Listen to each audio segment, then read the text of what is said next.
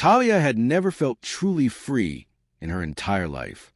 When she arrived at Crownby University, the silver luggage tags on her suitcases practically screamed her privilege. Talia Morgan, daughter of Senator James Morgan. It was the first time she would be away from home, away from the prying eyes of her father's staff and the constant security detail. She walked through the towering gates of the university and breathed in a sense of hope and maybe a dash of rebellion. If she were honest with herself, she'd come here to break the rules. On her very first day, while flipping through a campus brochure, she felt a tap on her shoulder. "Hey, do you know where the bursary office is?" asked a girl with bright, curious eyes. "I'm not too sure," Talia answered, scanning the building numbers. "But I'm looking for the same building." "I'm Zara," the girl said, a grin forming on her face. She carried a heavy backpack and wore sneakers so worn out that Talia wondered how many miles they'd seen. Before they could find the bursary office, another voice spoke up. "You both look as lost as I feel," said Mimi, adjusting her floral scarf. Her cheeks were flushed, and she wore a timid smile, as if she'd never stood in a place this large before. They introduced themselves, each noticing how the other seemed out of place in different ways. Talia, in designer clothes and hair perfectly styled, Mimi in a modest dress that spoke of a sheltered upbringing, and Zara, whose determination radiated from her, but who clearly had come from a tougher background. "Why don't we all look together?" Talia suggested. It was such a simple choice. 3 lost freshmen deciding to navigate the campus as a group, but it shaped the entire course of their lives. By the time they found the bursary office, they knew each other's majors, dorm numbers, and favorite foods. And by the end of that day, they shared something deeper, a promise that they would have each other's backs. They couldn't have guessed how crucial this promise would become, or how it would one day be broken in the most tragic way.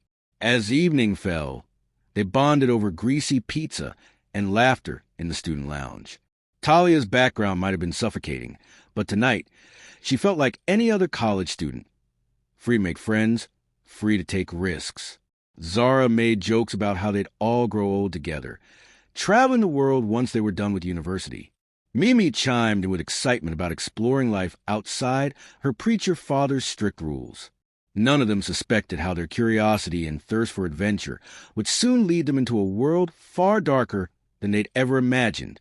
The trio found themselves spending all their free time together, scouring bookstores for cheap used novels, studying late in the library, and watching TV in Talia's surprisingly large dorm suite. Talia rarely mentioned her father, but her expensive items, a smartphone that cost as much as 3 months of rent, a designer handbag, revealed that her life had been one of privilege. One Friday evening, Talia received an invitation to an off-campus party thrown by some wealthy seniors.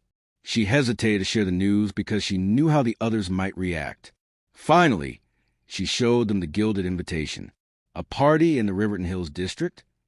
Zara asked, eyebrows raised.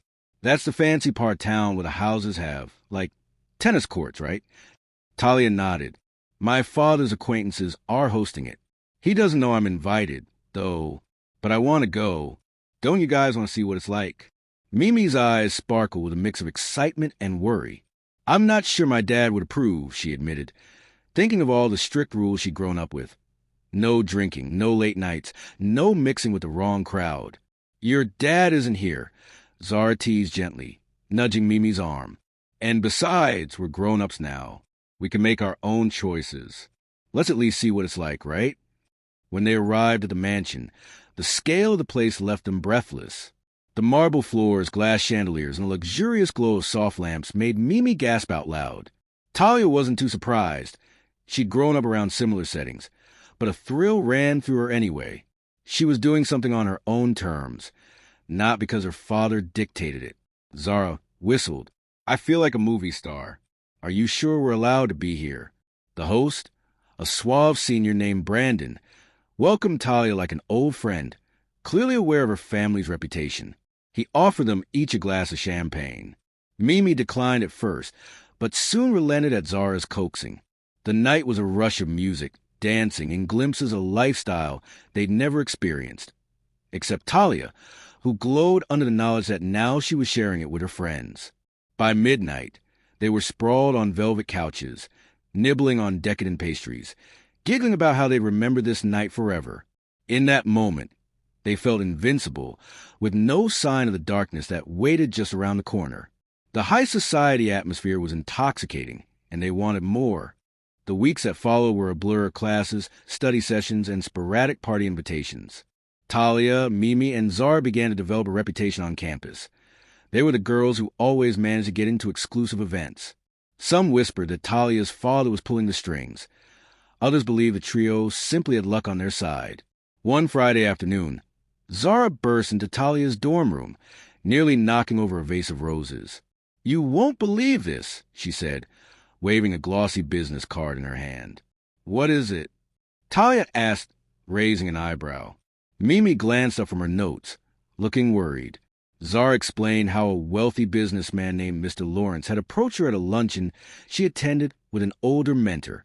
He'd invited her to an event for discerning individuals who enjoyed fine dining and intelligent conversation.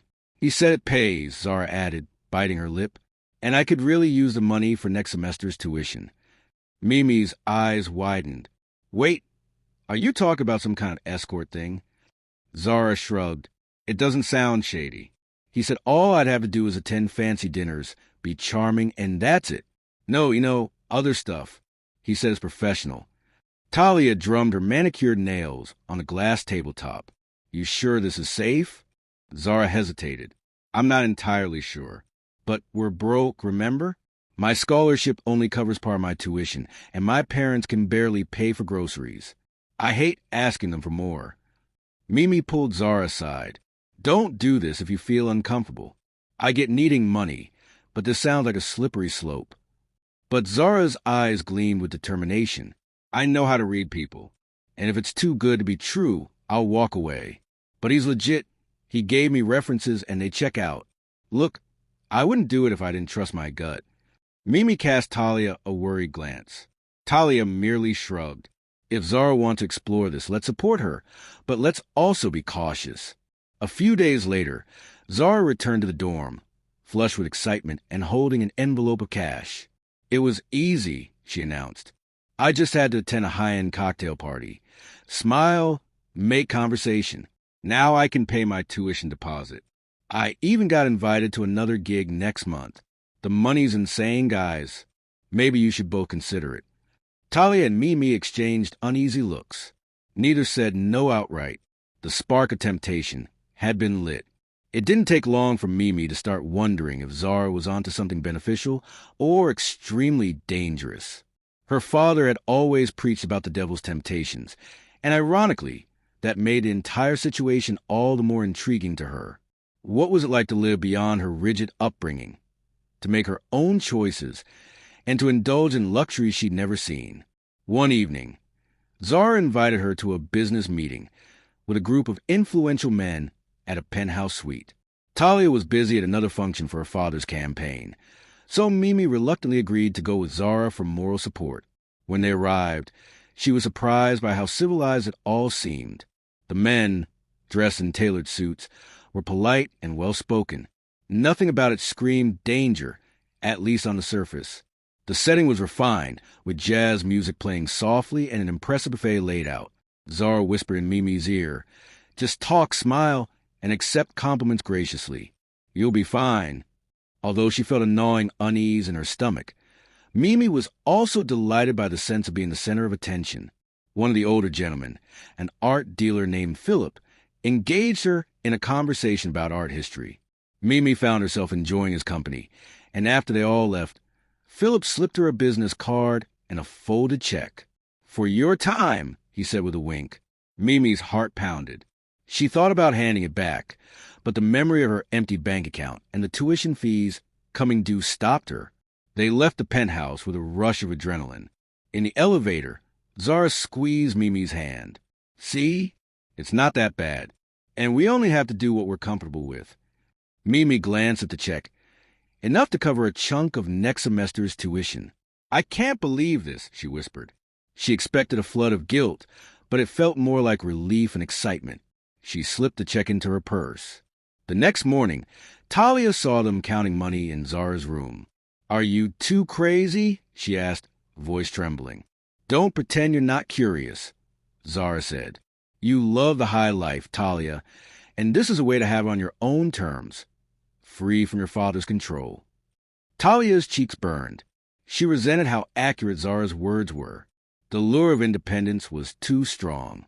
And so, with a deep breath, Talia crossed the line that day, deciding that if Mimi and Zara could do it, so could she.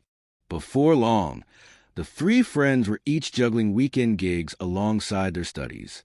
Talia's connections from her father's social circles led to lavish yacht parties, where she could earn in one night what some people made in a month. Zara quickly became a favorite among the younger, more adventurous clientele, who found her street-smart wit refreshing. Mimi's polite, unassuming demeanor drew in the older, more refined men who wanted a dinner companion who could discuss classical literature and philosophy. Their dorm rooms overflowed with designer bags, high-end cosmetics, and gifts from their wealthiest clients. Classmates whispered behind their backs, but no one dared confront them directly. Money had a way of commanding respect, or at least wariness. To outsiders, it seemed they were living a fairy tale, but internally they struggled to keep their double lives hidden. Late one night, sprawled on Talia's bed, they popped open a bottle of champagne they received as a gift. Mimi stared at the bubbles, remembering how she used to consider champagne a sinful luxury. Now it was just another perk of her new life. She sipped from the glass and sighed contentedly. "I can't believe we're actually pulling this off," she said, leaning her head on Talia's shoulder. "I mean, the parties, the money, it's surreal." Zara stretched her legs out and grinned. "We should invest. Save up. Create our own business someday. Who knows, we might be millionaires before we graduate." Talia offered a wry smile. "And to think we started out just trying to find the bursary office." They clinked glasses, the sweet aroma of success lingering in the air. But beneath the surface, unspoken worries churned. They each felt a twinge of guilt that they drowned in extravagance and laughter. The signs warning of danger were faint but growing. For now, they pretended everything was under control. At one of the more exclusive events, held in a posh penthouse near the city center, Talia struck up a conversation with an elegant older woman named Celeste. The woman's piercing eyes and graceful demeanor suggested a wealth of experience. Celeste leaned in. "You're quite new to this scene," she said in a hushed tone. "I've been around these circles for years, and trust me, it's not all diamonds and champagne." Talia stiffened. "I can take care of myself." Celeste's expression softened. "I'm not doubting your strength, but let me give you some advice. Men with real power will always have secrets, and sometimes you get too close to those secrets. That's when danger rears its head." Unsettled, Talia glanced around. She saw Mimi enthralled by a conversation with an oil magnate, Zara laughing at a joke from a tech billionaire. She had half a mind to pull her friends aside and leave, but then Celeste continued, her voice growing more urgent. "Not everyone is who they say they are. Don't stay too long at a party if you feel something's off. Don't get into cars with strangers, no matter how expensive their suits are." She sighed. "I'm telling you this because you remind me of myself when I was younger. I lost a friend in this business. No amount of money is worth your life." Talia forced a polite smile. "Thank you for your concern. I'll keep it in mind." That night, Talia relayed Celeste's warning to Mimi and Zara back in their dorm. Mimi's face paled and Zara brushed it off. "She's being dramatic," Zara said. "We've been fine so far, right? We're careful. We pick and choose who we spend time with." Mimi wasn't so sure. "Still, maybe we should set some boundaries. Be more selective." Talia nodded absently, but deep down, she felt the seduction of this lifestyle tightening its grip. Despite Celeste's warning, she told herself they were smart, that they could handle anything. They were three friends against the world, and that unity made them feel invincible. The next day, they were escorted to a private lounge where a small group of men sipped cognac and discussed politics and global markets. Among them was an individual they had only heard whispers about, a foreign businessman named Viktor Petrov, said to be involved in everything from diamond mining to arms deals. The tension in the air was palpable when he entered the room. "This is the man you'll be entertaining tonight," Mr. Donovan said, placing a hand on Talia's shoulder. "He's very discerning, so do make sure you impress him." Talia tried to maintain her composure. Even as her mind raced, she felt Mimi's trembling hand slip into hers, and Zara took a small step closer, as if they were silently forging a protective barrier around each other. Victor studied them, saying little. His eyes were cold, and his presence exuded a dangerous power. Yet he treated them with formal politeness. "Thank you for agreeing to spend the evening with me. I understand you're all quite popular in certain circles." Zara forced a laugh. "We do get around," she joked nervously. Victor's face remained stern, and she fell silent. Mr. Donovan cleared his throat. "Victor, my friend, these are the ladies I told you about. They'll ensure your stay here is memorable." Victor's gaze lingered on Talia. "I've read about you. Your father is well known. Are you certain this arrangement is something he'd approve of?" Talia met his gaze with defiance. "My life, my choices." A thin smile curved Victor's lips. "I admire your independence, Talia." Inside, Talia's heart thumped. This was a man who could destroy lives with a single phone call. She wondered if they'd all just made a fatal mistake by walking into his lair. That evening, the trio donned their finest outfits, silk dresses that seemed out of a fashion magazine. They tried to bury their unease under layers of makeup and confident smiles. The private party was set in a lavish ballroom in one of the estate's wings. Soft classical music played, and waiters circled with trays of champagne.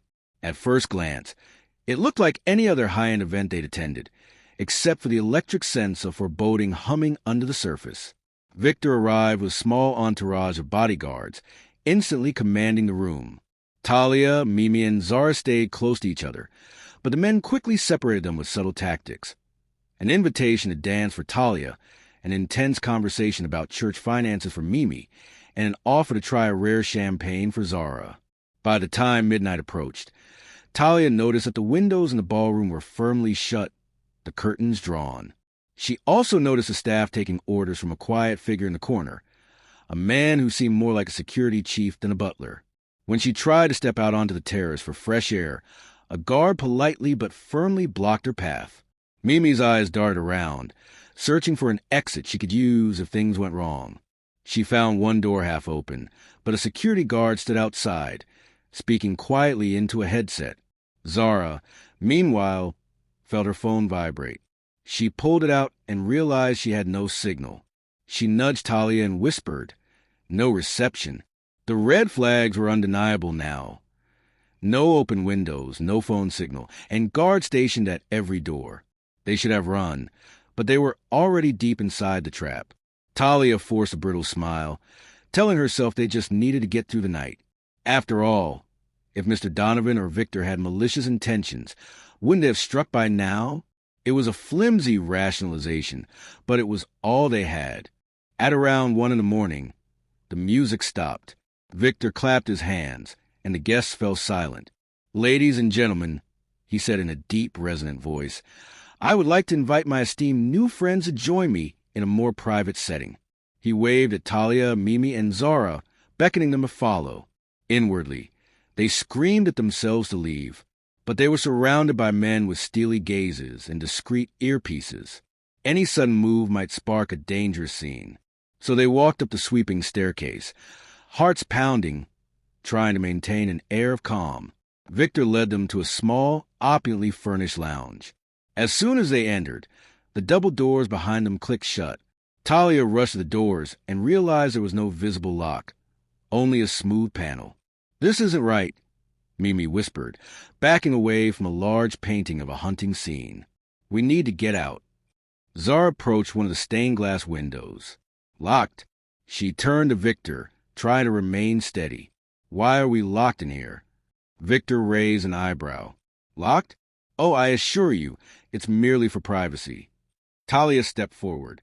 "We don't want your privacy. We want to leave." Victor's voice turned icy.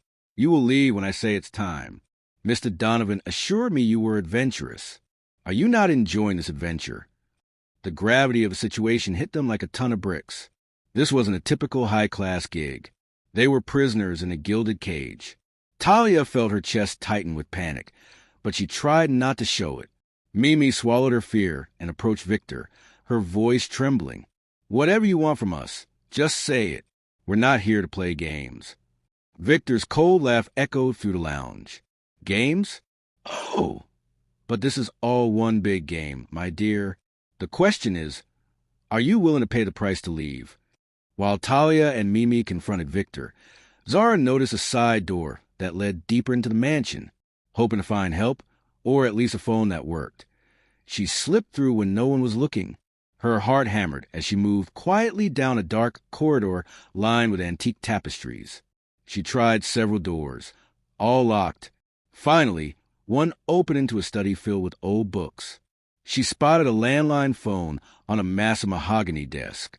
Hands shaking, she picked up the receiver. No dial tone. Cursing under her breath, she rifled through drawers for anything that could help them escape. Suddenly, the lights went out, plunging her into total darkness. She fumbled for her phone flashlight, only to remember she had no service. Footsteps sounded in the hallway, steady and ominous. She froze, willing herself to blend into the shadows. The study door swung open. A silhouette appeared, large and imposing. Zara's breath caught in her throat.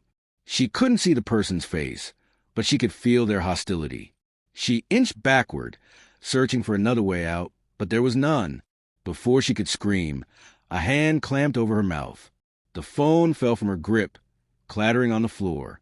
Back in the lounge, Talia and Mimi heard a distant thud and muffled noise. They exchanged alarmed looks. "Zara?" Mimi called out, but no answer came. Victor merely stood with a smirk. Talia grabbed his arm.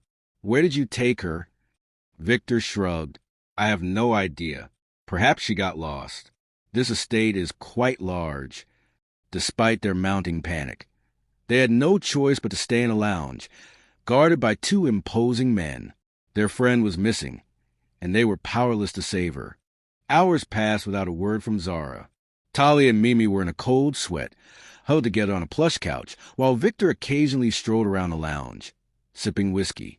Around daybreak, a guard entered, whispering something into Victor's ear.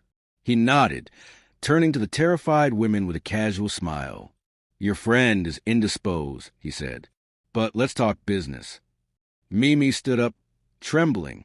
"What do you want from us?" Victor looked at Talia. "Your father has power, yes? There's legislation in the works that could greatly hinder some of my enterprises. I need influence, leverage." Talia felt her stomach drop. "You're using me to get to him?" Victor's grin was predatory. "Politics is all about favors, Talia. Money, secrets, blackmail. It's how the real world spins." He took another sip of whiskey. "If you cooperate, your friend lives. If not—" He didn't finish the sentence, but the implication was clear. Talia felt tears prick her eyes. This was the ugly side of power and money, beyond the glitz and glamour. Her mind raced, recalling Celeste's warning. The older woman had tried to caution her about men like Victor. She hadn't listened. Mimi stepped in front of Talia, voice shaking. "We'll cooperate," she said. "Just don't hurt Zara." Victor nodded. "Good. You'll sign some papers, make a few calls, and that's it. You'll be free to go." Talia's voice cracked. "And Zara? She'll be safe as long as you fulfill your end of the bargain." Victor's tone was dismissive, as though Zara's life was little more than a trivial detail. The horrifying reality set in. They were pawns in a larger game. Their double life had led them to the darkest corner of high society, where the cost was more than money. It was life or death. Though they had little freedom within the mansion, Talia and Mimi were allowed short, supervised walks around the corridors. Under the watchful eyes of Victor's men, they learned the layout of the estate. With Zara missing, their panic grew, but so did their determination to save her and escape. Late one evening, they managed to slip away momentarily, while their guards were distracted by an argument in the hallway. Talia led Mimi to a side staircase that she'd noticed earlier. It spiraled downward, presumably leading to the basement. Maybe that was where Zara was being held. As they crept down, the air grew colder. The basement was dimly lit by flickering bulbs. They passed storerooms filled with crates and old furniture. Then they heard faint sobs coming from behind a locked metal door. Mimi pressed her ear to the door. "Zara?" she whispered. A weak voice responded. "Mimi?" "Talia." They fumbled with the lock, but it wouldn't budge. Mimi looked around, desperate. She spotted a heavy crowbar among some tools. Without hesitating, she pried at the lock, sweat beading on her forehead. The lock groaned and gave way just as footsteps thundered down the stairs behind them. The door swung open to reveal Zara slumped on a cot, looking bruised and terrified. They barely had time to check if she was okay before 3 guards appeared, guns drawn. "Stop," one guard shouted. "Step away from her." Time seemed to slow. Mimi dropped the crowbar, and Talia clutched Zara protectively. They had been caught. 2 guards advanced, their eyes cold. One grabbed Mimi. The other yanked Talia away from Zara. Despite her weakened state, Zara mustered enough strength to shout, "Go! Run!" But it was too late. The plan to escape had failed, at least for now. They were dragged upstairs, forcibly separated. Talia and Mimi found themselves back in a lounge with Victor, whose fury simmered just beneath his calm exterior. Zara was taken elsewhere, her condition unknown. Victor slammed a folder on the coffee table. "I gave you a simple task, Talia, to leverage your father's connections. Instead, you try to sneak around my estate. I'm not pleased." Talia stammered. "We just wanted to see if Zara was okay. We weren't trying to run away."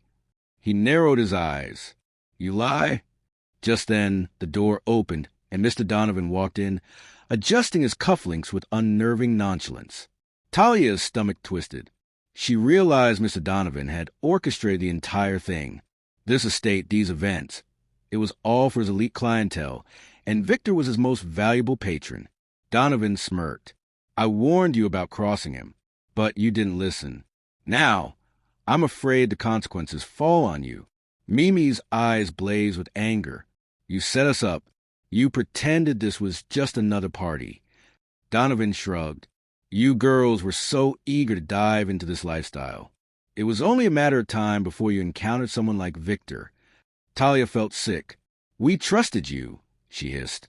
Donovan stepped closer, whispering in her ear, "That was your biggest mistake." He straightened, then turned to Victor.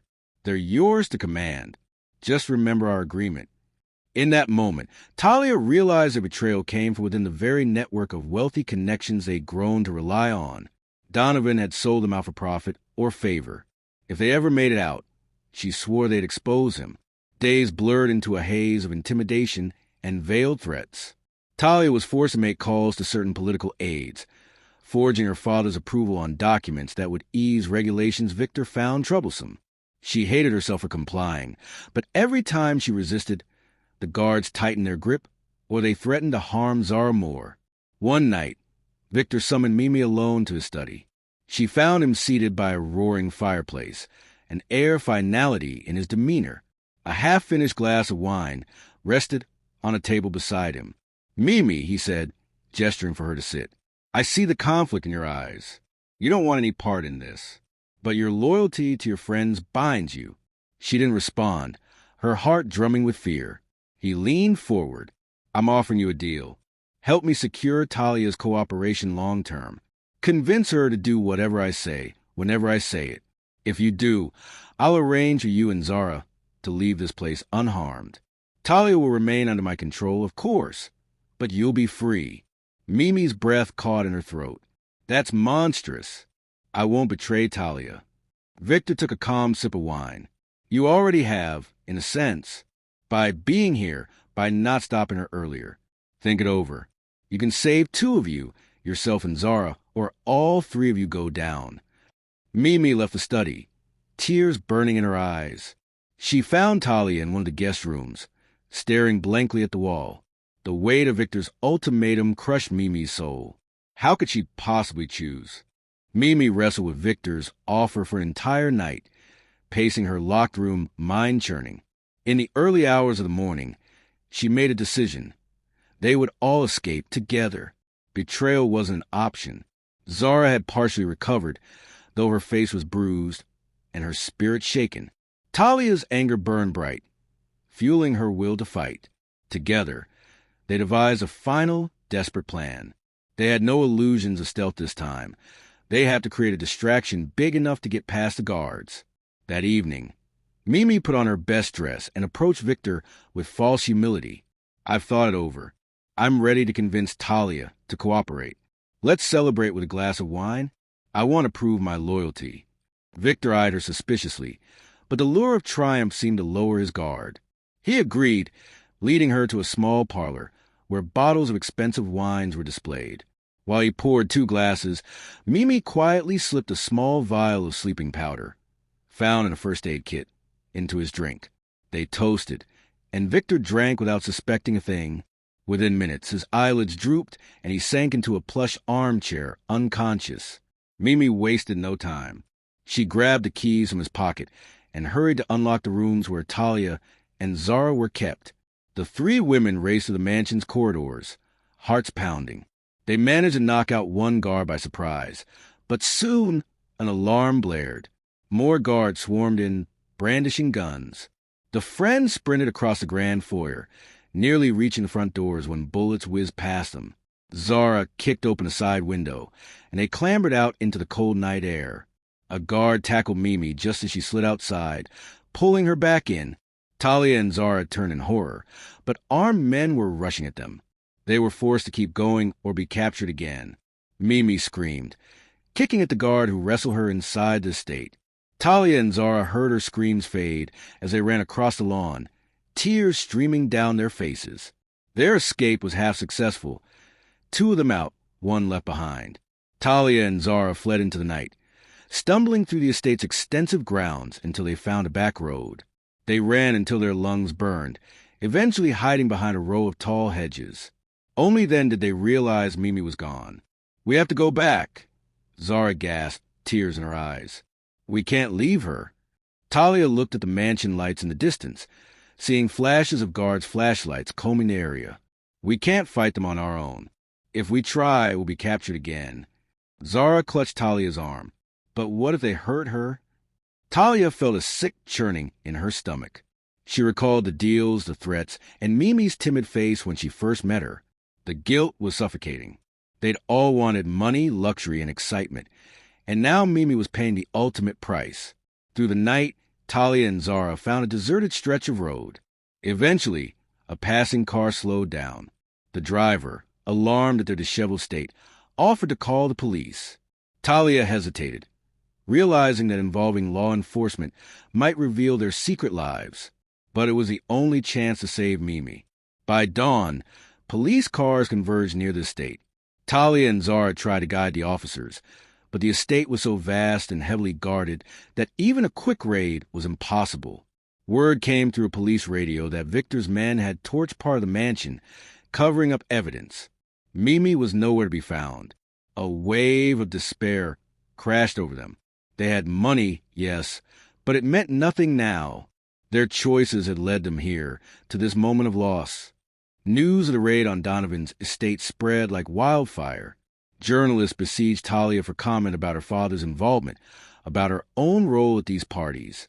Rumors flew across social media, painting Talia, Mimi, and Zara as high-class escorts caught up in a scandal. Political figures distanced themselves from Senator Morgan, condemning the unscrupulous lifestyle Talia represented.